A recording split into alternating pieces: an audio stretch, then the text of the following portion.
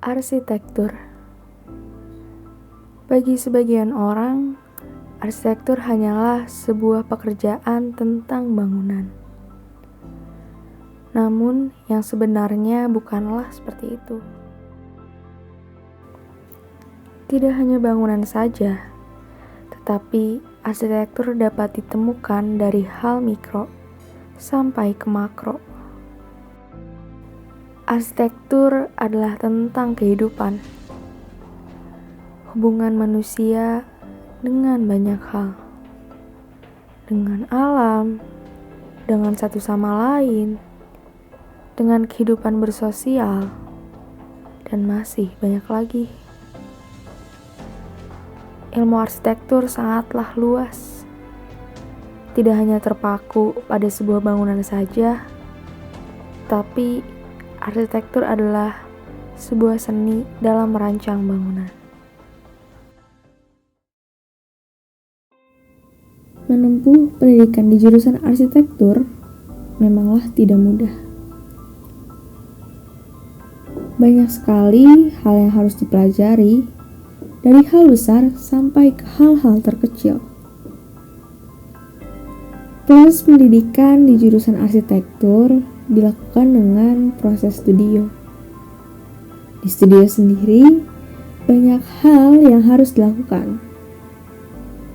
Dan di studio, seorang mahasiswa arsitektur diminta untuk bisa beradaptasi menjadi seorang arsitektur di kemudian hari. Walaupun tidak menutup kemungkinan lulusan arsitektur bisa bekerja di bidang lain selain menjadi arsitek.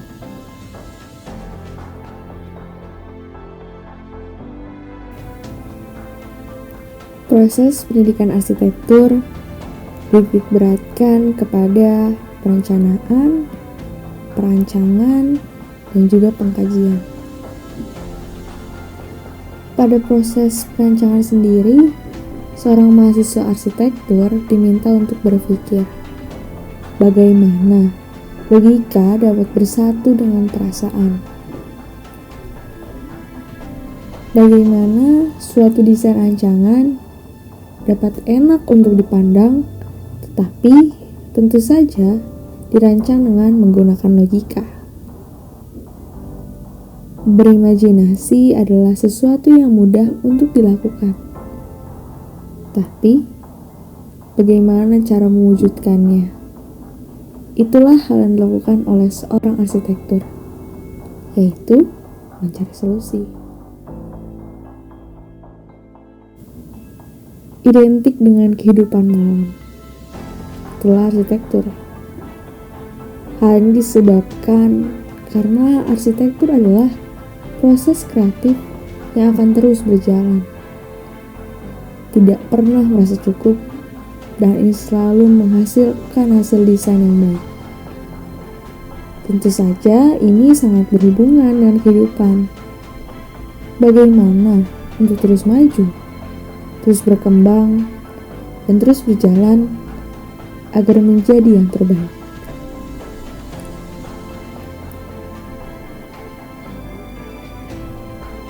Setelah lulus kuliah, lulusan tidak bisa langsung menjadi arsitek. Lulusan harus mendaftar sebagai anggota Ikatan Arsitek Indonesia atau yang disingkat IAI. Lalu mengikuti program magang dengan minimal 2 tahun. Setelah itu baru bisa mendapat gelar arsitek muda dan berhak melakukan praktik arsitek.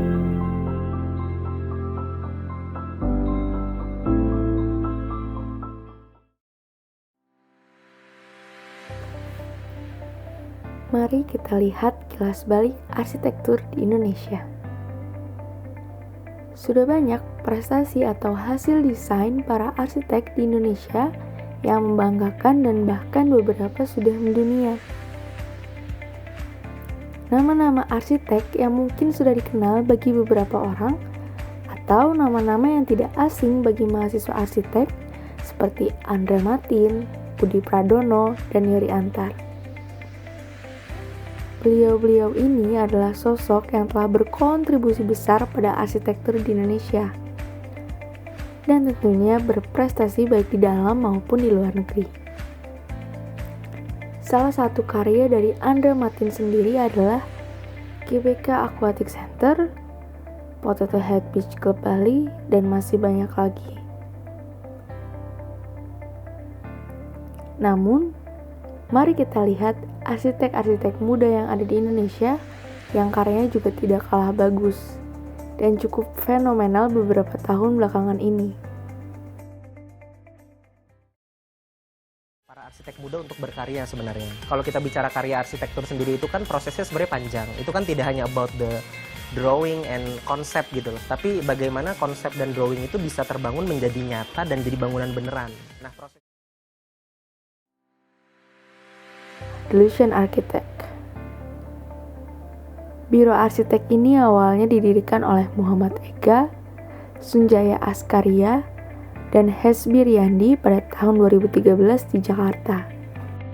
Delusion sendiri memiliki visi yaitu bagaimana dapat ikut berpartisipasi dalam membangun wajah ruang dan kota menjadi lebih baik sehingga Indonesia dapat dipandang lebih baik oleh dunia internasional. Karena menurut para pendiri Delusion Architect, arsitektur tidak hanya sekedar bangunan namun juga dapat menjadi simbol peradaban sebuah kota bahkan negara. Sehingga arsitek memiliki tanggung jawab besar terhadap perkembangan image kotanya. Delusion memiliki 3 konsentrasi utama.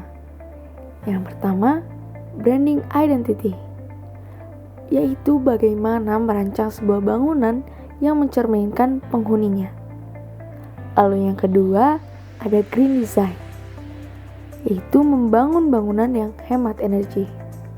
Dan yang terakhir, ada fit to behavior, yang berusaha menyesuaikan bangunan dengan perilaku penghuni.